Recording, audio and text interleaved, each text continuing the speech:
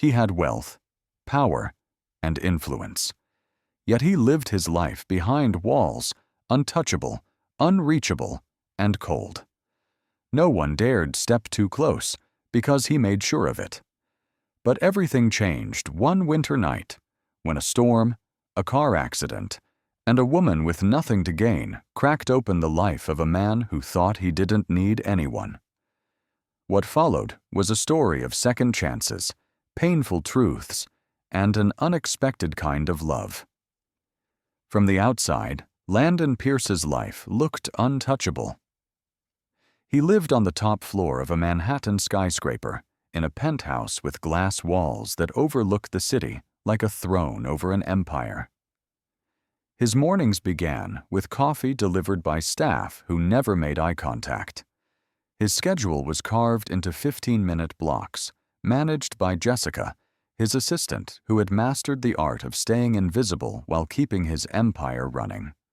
To the world, Landon was the picture of success.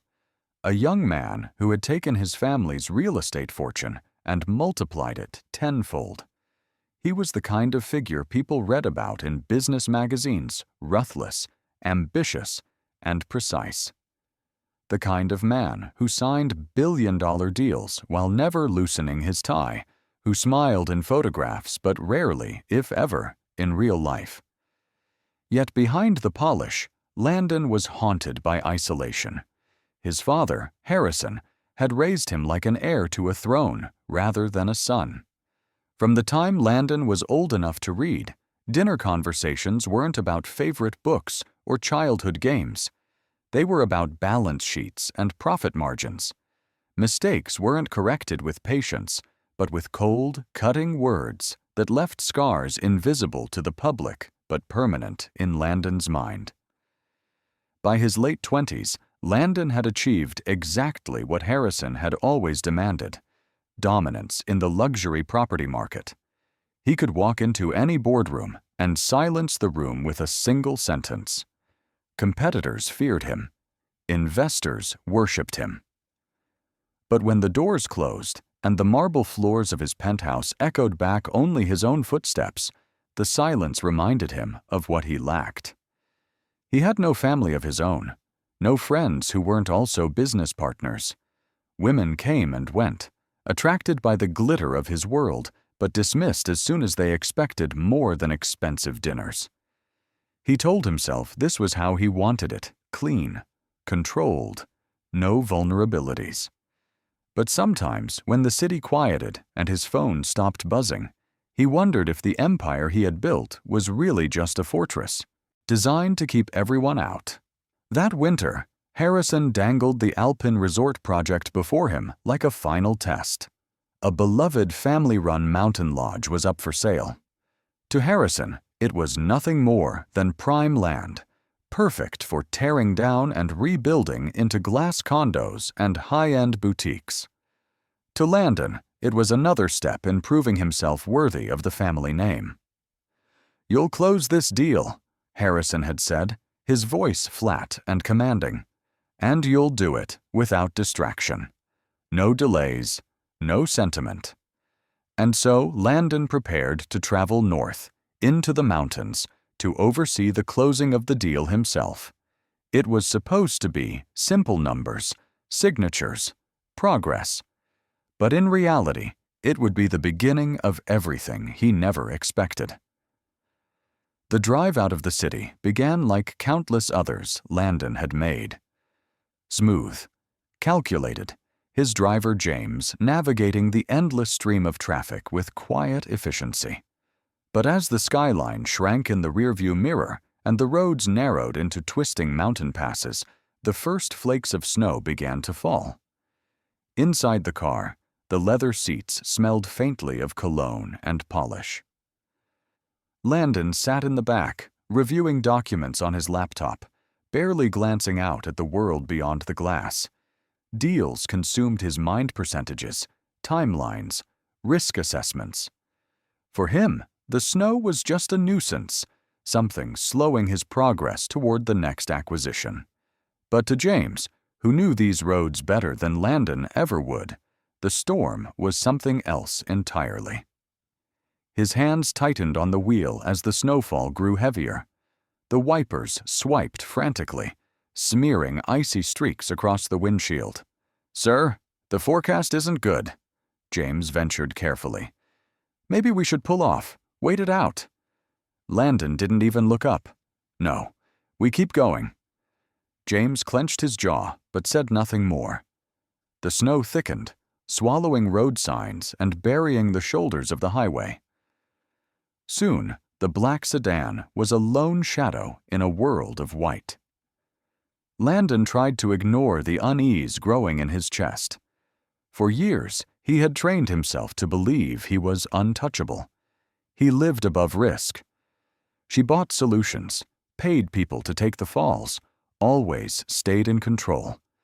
But the storm didn't care who he was.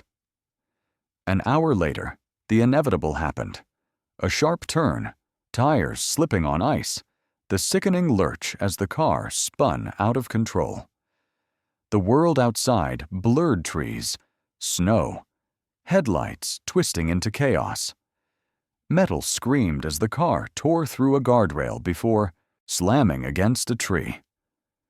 The impact jolted Landon forward, the seatbelt bruising his chest, his head snapping back against the leather headrest. For a moment, silence. Only the howl of wind through shattered glass. James groaned, trapped against the crushed steering wheel, his leg pinned in twisted metal. "Certain move." His words were pained, his breath shallow. Landon touched his forehead, his fingers coming away wet with blood. His phone was dead. James's, crushed against the dashboard, flickered uselessly. The snow was already pouring into the wreck, stinging their faces. Landon knew they couldn't last long like this. He tried to pry the dashboard off James's leg, but it wouldn't budge. Panic clawed at him, but he shoved it down. "I'll find help," he said, his voice rough. "Sir, it's too dangerous." But Landon was already forcing the door open, shoving against the snow piled outside. The wind hit him like knives, tearing away the warmth of the car in an instant. His coat, tailored for meetings in New York, was useless against mountain cold. Still, he staggered forward, boots slipping on ice, eyes straining through the blizzard. Every breath burned. His watch, Harrison's watch, ticked against his wrist as if mocking him. Time was running out. Just as his strength gave way and his knees buckled, he saw it. A faint light gold against the endless white. A cabin. Salvation. With the last of his strength, Landon stumbled toward it, snow clinging to his lashes, until his fists beat weakly against the wooden door before he collapsed. And that was when everything began to change. The pounding on the cabin door startled Clara Bennett. Out here in the mountains, miles from the nearest neighbor, visitors were rare. Visitors in the middle of a blizzard? Unthinkable. She hesitated for a heartbeat, her instincts sharpened by years of living cautiously. A woman living alone in the woods couldn't be too careful, even with her father, Robert, asleep in the next room. But the sound of the fist against the door wasn't just loud, was desperate. Clara tugged her wool sweater tighter around her shoulders and opened the door just as the storm threatened to tear it off its hinges. What she saw nearly stopped her heart. A man crumpled in the snow, his expensive coat soaked through, his dark hair crusted with ice. His lips were blue, his skin pale as paper. He managed a single word help before collapsing at her feet. "Dad!" Clara cried, crouching beside him. She tried to haul the man up, but his weight was too much for her alone. A moment later, Robert appeared in the doorway, leaning heavily on his cane, but moving with surprising speed. Together, they dragged the stranger inside and lowered him onto their worn-out couch by the fire. The man's body was stiff, his breaths shallow. Clara stripped off his frozen coat and boots, wincing at the sight of his bloodied hands. "Has half frozen," she muttered. Get me blankets." Robert shuffled off while Clara rubbed the man's arms, trying to restore circulation. Up close, she noticed details that made him seem wildly out of place in their humble cabin. The precision of his haircut, the tailored shirt, the expensive leather shoes now ruined by snow. Whoever he wasn't from around here. Robert returned with quilts, piling them over the stranger.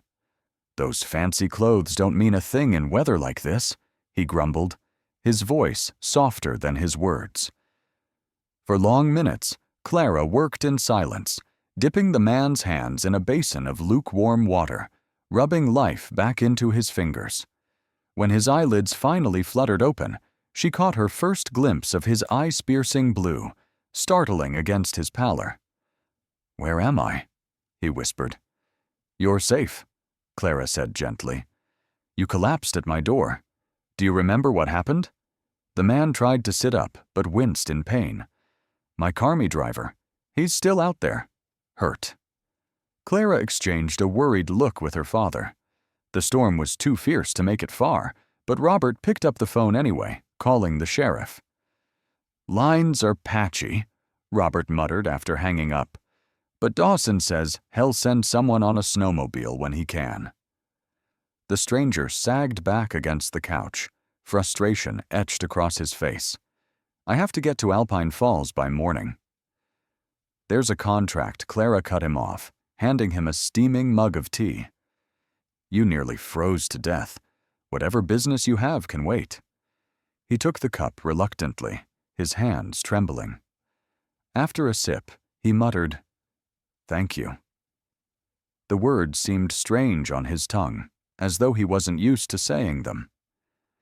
Clara studied him while he ate the simple meal she prepared, soup and bread, far from the fine dining a man like him was probably used to. There was a sharpness about him, a sternness that hadn't faded even in weakness. But there was also something vulnerable, a fragility she suspected he hadn't let anyone see in years. When he introduced himself, Landon Pierce, he said it as if it should mean something. And maybe it would have, if Clara lived in his world. But here, titles and money didn't matter. To her, he was just a stranger lucky to be alive. That night, when she gave up her own bedroom so he could rest, Landon looked at her with an expression she couldn't quite read. Gratitude, maybe. Or confusion at why someone like her would do so much for a man like him. The next morning, Landon awoke to the smell of pancakes and wood smoke. For a fleeting moment, he didn't recognize the room, the wooden walls, the handmade quilt, the watercolor paintings of mountains on the walls. Then memory returned. The crash, the blizzard, the cabin. Clara. He changed into the flannel shirt and jeans she had left for him. They were plain, practical clothes, so different from the suits that defined his identity. Yet as he buttoned the shirt, he felt strangely comfortable. In the kitchen, Clara flipped pancakes in an old skillet, moving with practiced ease. She looked up when he entered. "Morning. How are you feeling?" "Better," he admitted. He sat at the small table, where a steaming cup of coffee already waited for him. "But I need to get to Alpine Falls as soon as possible." Clara didn't flinch at his urgency. She simply set a plate in front of him and said, "Dad went to check on the neighbors. The roads are buried. You'll be here until the plows come through." Landon clenched his jaw. In his world, delays were unacceptable. Yet here, nature itself dictated the terms. For the first time in years, he was forced to wait and to sit across from someone who looked him in the eye without fear or deference. Over breakfast, Clara asked questions that caught him off guard. About his driver, was he married? Did he have kids? Landon opened his mouth to answer, then realized he didn't know. He spent hours with James every week, yet had never bothered to learn about his life. The realization stung. Turning the conversation, he asked about the Christmas tree farm. Clara explained with quiet pride how her grandfather had planted the land, how each sapling represented years of care before it could stand tall in someone's living room. "You plant something now that won't be ready until years later," she said, brushing snow from a tiny tree. There's hope in that, a kind of faith. Landon had never thought that way. For him, everything was immediate profit margins, quarterly reports, contracts. The idea of waiting years for something uncertain felt alien. Yet the way Clara said it, with such conviction, stirred something unfamiliar in him. They walked the snowy fields together, Clara pointing out the different kinds of pines and firs, the traditions families brought with them each December. Landon found himself listening, really listening, instead of thinking about what he would say next. By the time Bill Thompson arrived with his snowplow to clear the road, Landon should have felt relieved. His deal was waiting. His empire needed him. But as he packed his things, a heaviness settled in his chest. At the door, Clara handed him a paper bag with sandwiches. "For the road," she said. "You didn't have to do that," Landon murmured, touched despite himself. "It's nothing," Clara replied, though her eyes betrayed more. For the first time in a long time, Landon wanted to stay. But his world-cold, relentless demanding is already calling him back. The Alpine Grand Resort shimmered like a jewel against the snow-covered mountains. Chandeliers glistened in the lobby. Polished marble reflected soft golden light, and every surface gleamed with wealth. It was the kind of place that embodied everything Landon Pierce had built his life around: prestige, success, power. Yet, as he strode through the revolving doors in wrinkled clothes that still smelled faintly of wood smoke, Landon felt strangely out of place. The polished world around him suddenly seemed garish, almost artificial compared to the simple warmth of the Bennett cabin. "Mr. Pierce!" The resort manager hurried over, hand extended, relief flooding his face. "We've been so worried since we heard about your accident. Are you all right?" "I'm fine," Landon replied curtly, his business mask snapping back into place. "Where's my team?" "They're in the conference room, sir. They arrived by helicopter earlier." As Landon stepped inside, the chatter hushed. Executives and lawyers looked up from their papers, expressions shifting from concern to expectation. At the head of the table sat Harrison Pierce, his father, 65, silver-haired, impeccably dressed, still commanding fear and obedience from everyone around him. "So, you decided to join us after all," Harrison said, his voice clipped, his cold blue eyes piercing through his son. "The owners have generously extended the deadline until 5 p.m.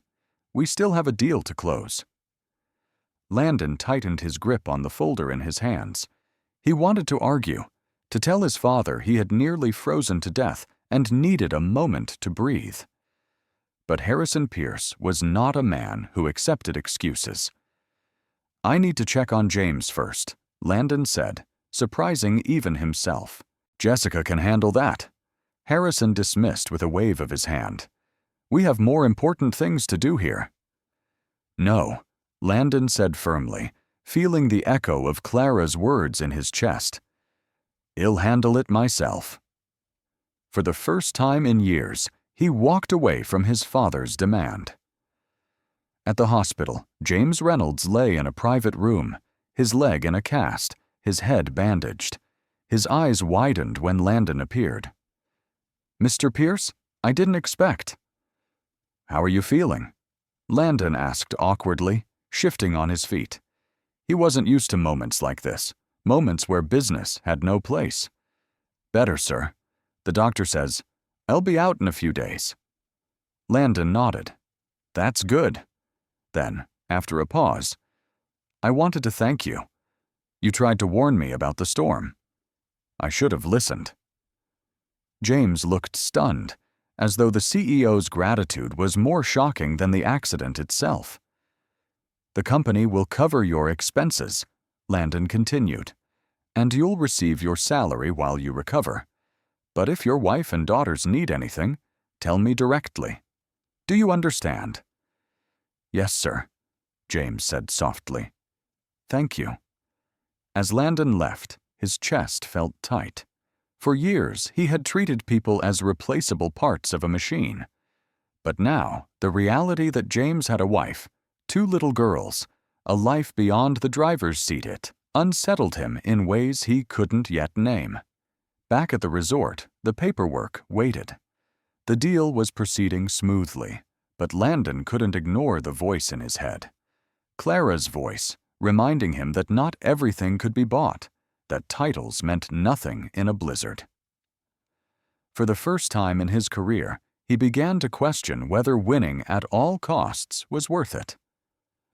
When the final contracts were placed before him, Landon did something no one expected. "I'd like to speak with the owners privately," he said, ignoring the impatient glare from his father. The elderly couple who had run Alpine Resort for 40 years followed him into a smaller room. They looked tired but hopeful, relieved that someone was finally willing to listen. "Before we finalize this," Landon began slowly, "I want to be transparent. The resort will undergo major renovations. We'll expand the main lodge, add condos, a golf course, but it will completely change the character of this place." Mrs. Keller's eyes softened with sadness. "We know. But we're old. We can't keep it up anymore. Our children don't want it. This resort has been part of the community for decades. But things change." Landon hesitated. In the past, he would have pressed forward, without thought. Profit was profit. But now, he saw the weariness in their faces, the quiet pride in their voices when they spoke of the local staff, many of whom had worked there for years.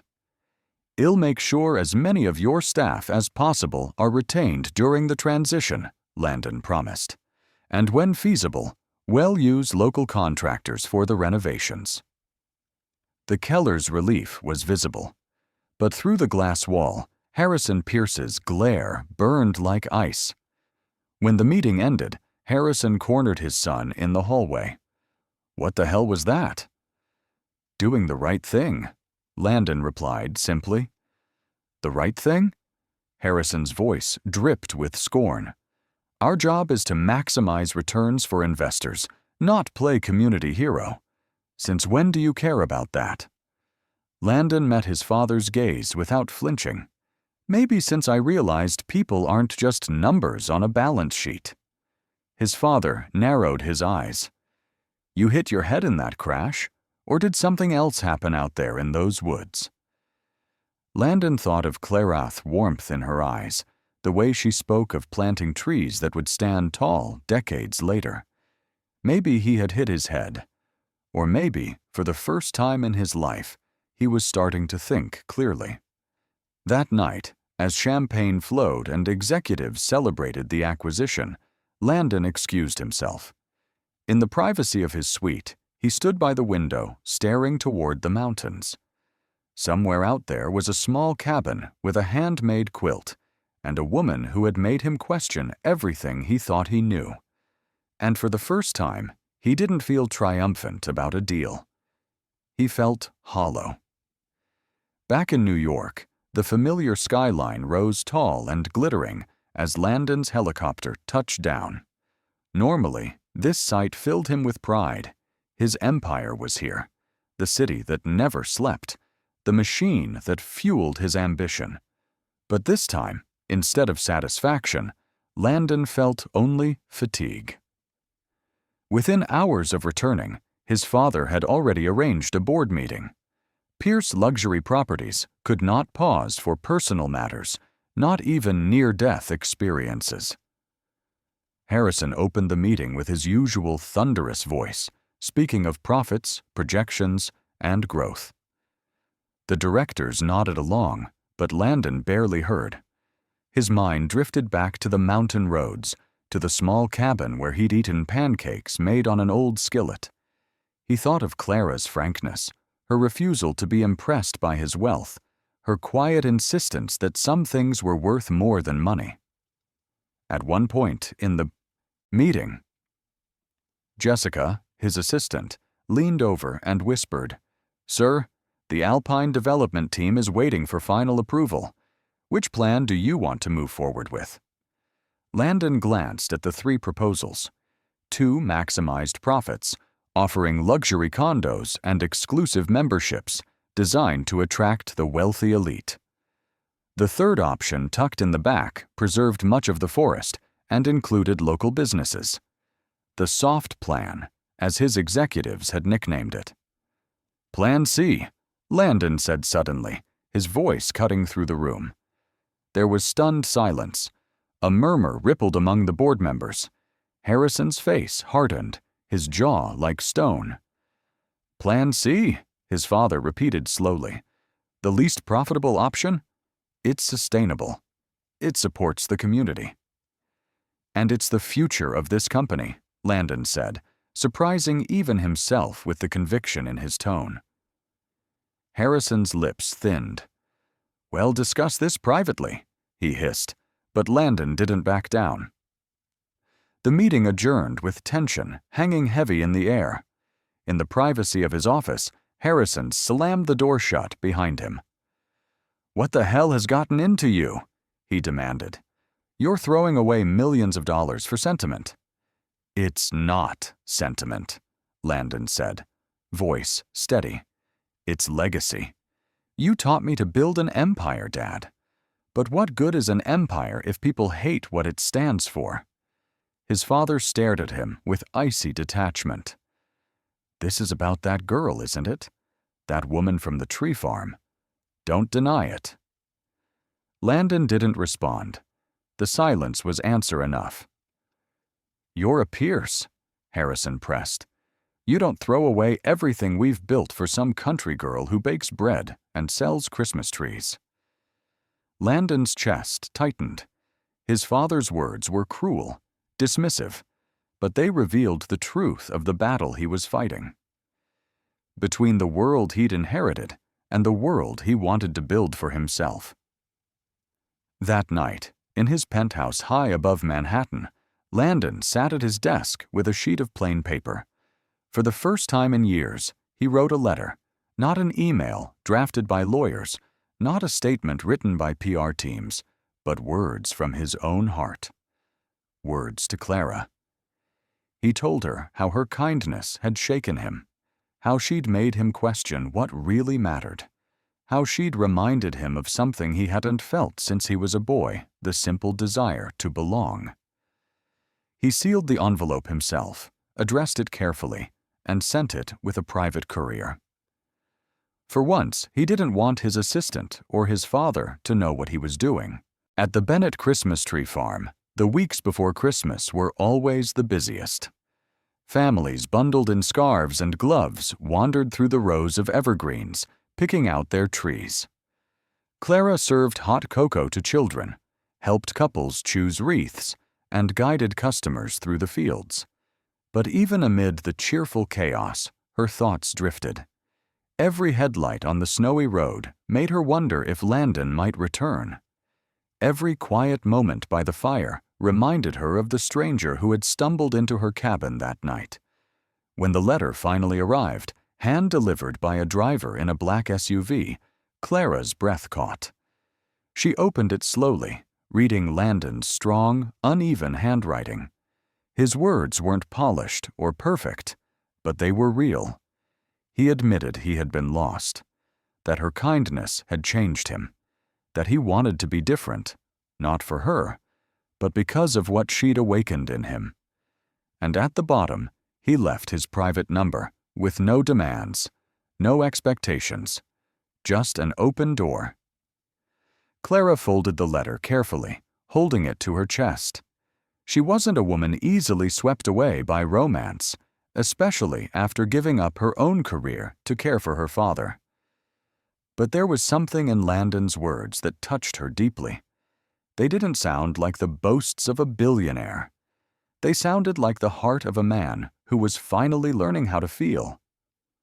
Her father found her later, still staring at the letter by the fire. "From him?" Robert asked knowingly. Clara nodded. "He says he's changing, that he's different now." Robert lowered himself into the chair beside her. "People can change, Clara. Your mother believed that about me when no one else did. And she was right." Clara smiled faintly, remembering the stories her father had told her about how her mother's love had softened him. But doubt still lingered in her chest. Later that night, as snow fell softly outside, Clara stood at the window with the letter in her hand. She wanted to believe him. She wanted to believe in second chances. But could a man who lived in a world of skyscrapers and luxury ever truly belong in hers? She didn't know. But for the first time since that stormy night, Clara felt a flicker of hope.